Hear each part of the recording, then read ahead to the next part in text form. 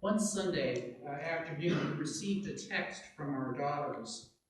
The girls that attended Bethlehem Lutheran Church in Indianapolis that morning said a woman from the congregation had come up to them and said, "Your parents should be proud that you're attending church." Well, we are proud of our daughters, but we knew it hadn't been easy, and we knew we certainly couldn't take all of the credit.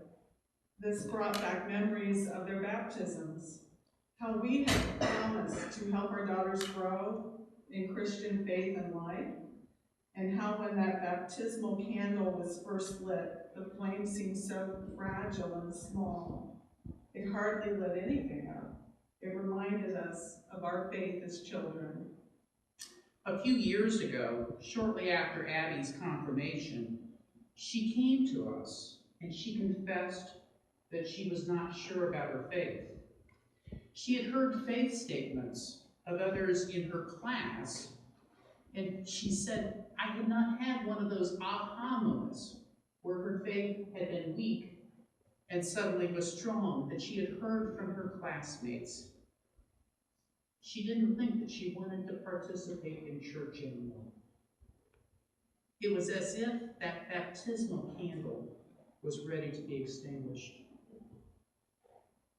As parents of teenagers, we knew there wasn't a whole lot we could do. What 13-year-old girl listens to her parents? But we remember the other promise made at our girls' baptisms. The congregation promised to support and pray for them. And we encouraged Abby to attend the youth gathering in New Orleans that year.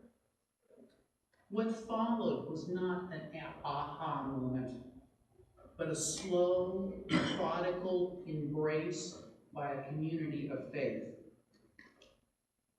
Both Abby and Rachel participated in the mission trips to Bluefield, West Virginia, Brighton, Tennessee, and Red Lake, Minnesota. Relationships started to develop with other teens, with Lisa and Teresa, with their project homeowners.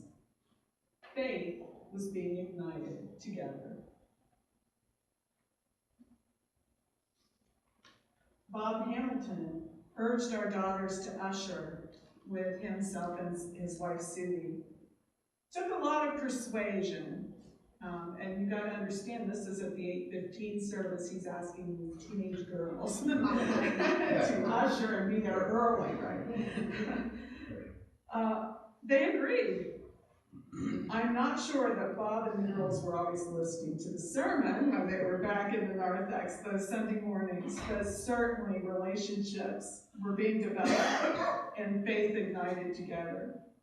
For the last 2 years, Rachel, our budding teacher, taught 5th graders at Vacation Bible School with Pastor Bonnie, and again, her faith was ignited through that experience. It wasn't about building a resume for college applications to show what service projects that they had done, but building relationships in a community of faith for their lifetimes. Over time, that fragile flame of their baptismal candle was being surrounded by flames of faith of others. These lights protected our daughters' flames from being blown out, and it created warmth and light for them and for others. This fall, Rachel had another text to us, and that was that Bethlehem Lutheran Church was in desperate need for a 1st and 2nd grade Sunday school teacher. And she decided to do this in spite of having 3 majors and a ridiculous course load. And the first Sunday, she discovered the class was filled with 7 overactive little boys.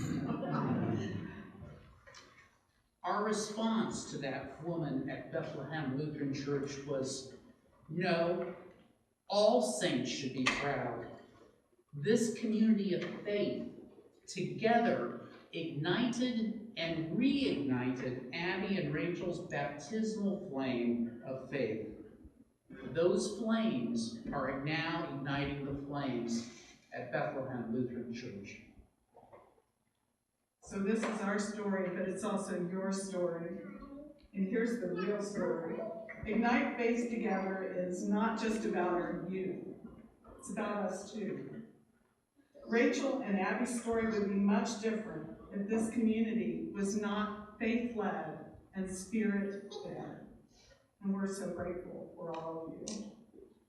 And for all that come after Abby and Rachel, it's our faith, our collective faith, that must be reignited, and our faith that must be re-energized so that we can support our neighbors, whoever they are, whatever their age, and make a difference in their lives.